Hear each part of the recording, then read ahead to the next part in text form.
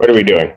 Thank you, Your Honor. At this time, my client is asking that a preliminary exam be set in this matter. Your Honor, we are asking for this to be set knowing that there is some outstanding evidence. My client has been in jail for 135 days, and we've asked for the DNA evidence multiple times. We just can't get the evidence. Your Honor, I'd also like to address bond when appropriate. Okay. Well, I'll know because every time we come up to DNA, and I'm not going to ask when it's going to be here because who knows? Which that won't be the fact that if he wants an exam, he's going to have it. But the fact that they don't have DNA is not going to be the basis for an adjournment. You understand that, sir? You understand that, yeah. Mr. Johnson? Thank you. Your Honor, when appropriate, I'd like to address bond. Will the people have their witnesses available the 17th? Do our best, Your Honor. Preliminary examination, March 17th, 2026, 9 a.m. before Judge Moore. As to bond. Your Honor, my client has currently been in for, I'm sorry, I misspoke, the line above. He's been in for 99 days.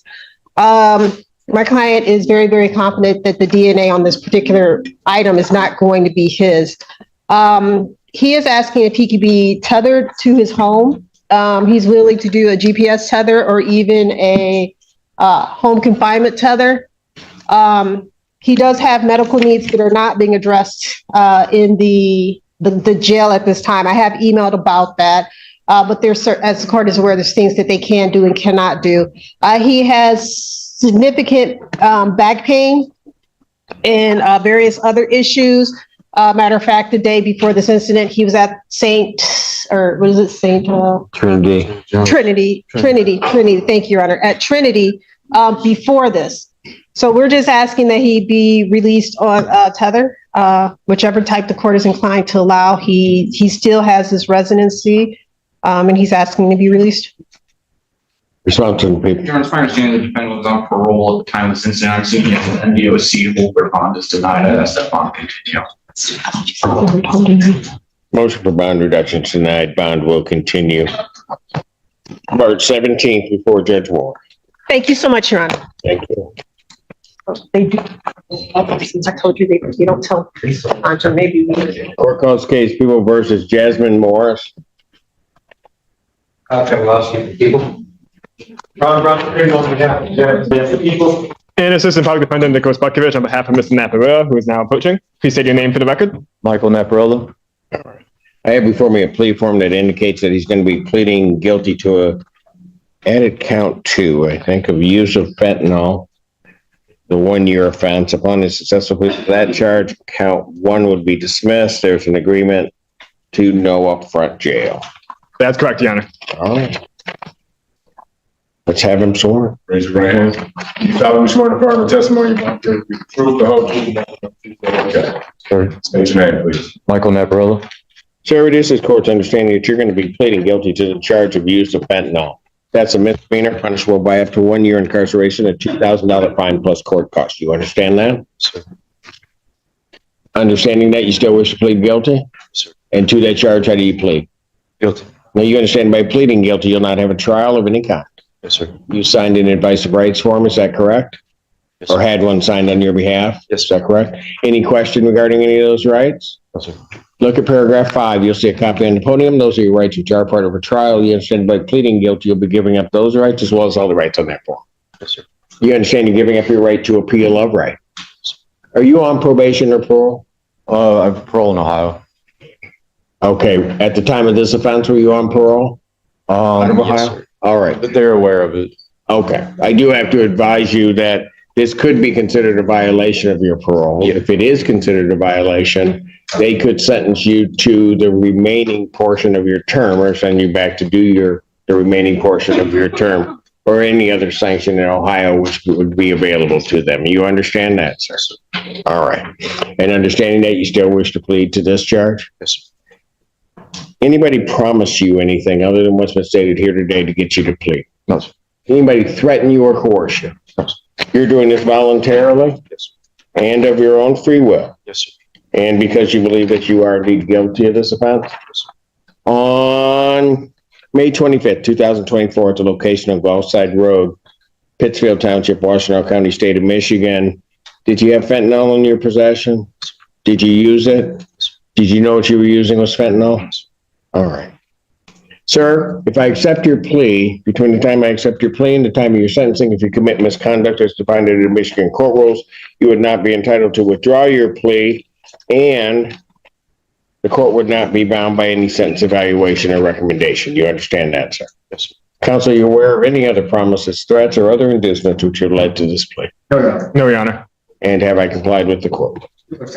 Yes, Your Honor. Court will accept the defendant's plea to count 2. Count 1 is dismissed. Pre-sentence investigation and report is ordered at 14A1 probation. Sentencing in this matter will be March 25th at 12 noon. March 25th, 2026, noon, before me. Your Honor, may I address bond when appropriate? You may. Your Honor, at this time, I'll be requesting a personal reconnaissance bond. Mr. Naparua does have gainful employment. He does have a support system through his partner as well as his family. This case was just now reduced to a misdemeanor with an agreement for no upfront jail time. He will be willing to go and test and comply with any of the court's orders. He would test clean, obviously, as he has been in custody for a short amount, for this amount of time. He does have, again, gainful employment, a car, a support system. He'll be willing to Aren't they gonna take him back to Ohio? No. My wife had talked to my parole agent. They're not worried about it just because since I went to jail in parole, they knew about this charge when I was released. So they're not basically worried about it. And he did, and XJO does show that the parole hold from Ohio was lifted. His parole agent did lift his holds, so he has no holds currently either. I don't need a request from him. I'm gonna deny the request. I won't even consider release until such time as he's interviewed by my probation department. Understood, Your Honor. And that should happen relatively quick. Thank you. Bond will continue. Court calls case People versus Michael Roseberg. Judge, Alexander, on behalf of your people, Your Honor. Torture Feaster, Assistant Public Defender, on behalf. Please state your name for the record, sir. Michael Eugene Roseberg. Thank you. Yes, sir. Thank you, Judge. I did speak to my client. I believe he is requesting this matter I believe we're requesting this matter be set for preliminary examination. To my knowledge, all discovery is complete. And I believe Mr. Roseberg would like me to address bond when you're done. People have their witnesses available the 17th. We'll try our best, Your Honor. Preliminary examination in person, March 17th, 2026, 9 a.m. before Judge Moore. Pass the bond. Thank you, Judge. He did meet with Mr. Niskar from our office this morning, and he did ask me to address his bond. He indicates that he is currently employed, fully employed as a night auditor / desk clerk for Quality Inn. He still has that job available to him right now. He'd like to make sure he keeps that job. He does have 4 children, 2 of which he supports via child support payments. He wants to make sure he doesn't get behind on those as well. Indicates he was last in trouble back in 2004 for a charge that has been resolved. He additionally indicates that he has his own place of residence right down the street here on Carpenter Road, and he would not have any contact with the alleged victim should the court release him. He would have no problem with a tethered home with work release, and he indicates he would appear for any and all court dates and follow any and all court orders. He'd expect either a PR bond or a $5,000 10% bond. He believes he can afford to post that if the court does grant a bond, Your Honor. Your Honor, I'm going to object to this point. At the time of this offense, for the police report, Mr. Roseberg had a conditional bond out of Bureau of protecting the DP victims. There were 3 different victims. This occurred when they were out drinking with friends and while driving home. One person was driving and there were, I believe, 3 other women in this car. The defendant assaulted all of the people in the car by punching them. One of the victims had a buck on her forehead, a black eye, scratches to her arm and forehead. He also holds out Adrian for disorderly for $100 and the Van Buren for $500 for assault. He has previous convictions for breaking and entering, RNO, OWI, domestic violence, felonious assault, felony firearm, and larceny for courtesy, domestic violence, second. Those sending back to 2011 and beyond. At this point, I'm going to object to the tax court. I don't have anything further, Judge. Motion for bond reduction is denied. Bond will continue. Okay. Thank you. Thank you. Thank you, Judge. Thank you.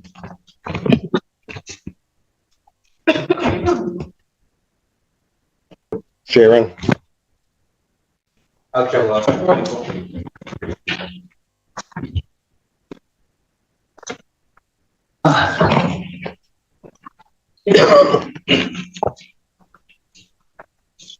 Joy Gaines, Senior Assistant Public Defender, with and on behalf of Mr. Sharon. Would you say your name, please, sir? Thomas Sharon. Okay, I have before me a plea form that indicates that he's going to plead guilty to an added count 2 of entry without permission, a 90-day offense. Upon a successful plea to that charge, count 1 would be dismissed. That is the court's full understanding of the agreement. Is that correct? That is correct. Yes, Your Honor. They have him sworn. Raise your right hand. Do you solemnly swear and affirm the testimony you're about to give will be the truth, the whole truth, and nothing but the truth? So help you God. I do. State your name, please. State your name. Thomas Sharon. All right, Mr. Sharon, it's this court's understanding you're going to plead guilty to the charge of entry without permission.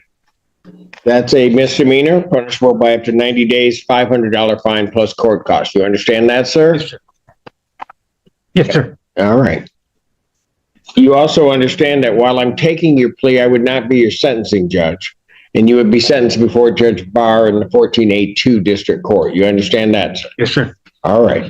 Still wish to plead guilty? Yes, sir. And to that charge, how do you plead? Guilty.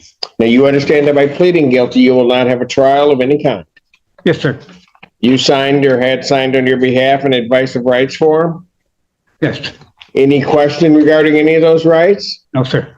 Look at paragraph 5. You'll see a copy on the podium. Those are your rights which are part of a trial. You understand that by pleading guilty, you'll be giving up those rights as well as all the rights contained on that form. Yes, sir. You understand you're giving up your right to appeal of right. Yes, sir. Are you on probation or parole? No, sir. Has anybody promised you anything other than what's been stated here today to get you to plead? No, sir. Has anybody threatened you or coerced you? No, sir.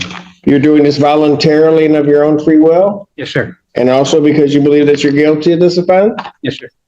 On the date of February 18, 2024, Wise Hall at EMU in the city of Ypsilanti, Washtenaw County, state of Michigan, did you enter those premises? Yes, sir. Did you have permission to enter Wise Hall? No, sir. But it wasn't. Was it open to the public at the time? Yes. Or I don't believe the hall is open to the public. It may not have been properly closed. My understanding from watching the video, Judge, is that there's a security guard that you like get a badge in. So got it. So I'm not sure. So you did not have proper access, but entered the building anyway. Yes. And you knew you didn't have authority to enter the building. Yes. All right. Sir, if I accept your plea, if between the time that I accept your plea today and the time of sentencing, if you commit misconduct as defined by the Michigan court rules, the court would have to advise you that you would not be entitled to withdraw your plea, and the court would not be bound by any sentence evaluation or recommendation. You understand that? Yes, sir. All right. Counsel aware of any other promises, threats, or other inducements which have led to this plea? no, thank you, Your Honor. No. And have I complied with the court rule? Yes, sir. Yes, Your Honor. Court will accept the defendant's plea to count 2. Count 1 is dismissed. Pre-sentence investigation and report is ordered at 14A2 probation. Sentencing in this matter will be March 18th at 10 a.m. March 18, 2026, 10 a.m. before Judge Barr. Bond continued.